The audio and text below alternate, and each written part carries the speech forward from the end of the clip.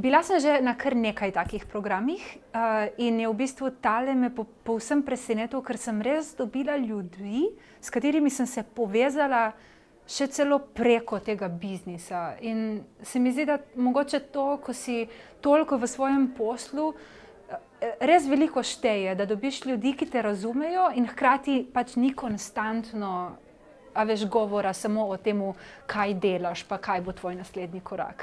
Ker tega imaš itak že preko mere v enem trenutku. Srčnost, prebliski in pičanje. Definitivno sem zgradila res en močen bond z mentorico. In v bistvu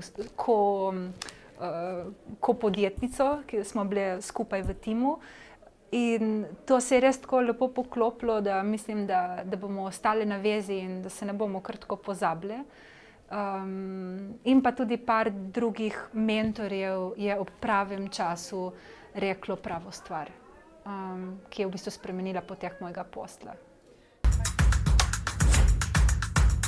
Jaz mislim, da je ena taka stvar, ki sem jo večkrat slišala in sem jo tudi sama kar precej preveč vlekla. In to je, da v bistvu podjetnik čim prej gre govoriti z strankami, še preden ima produkt, še preden se sploh lotimo izdelave produkta.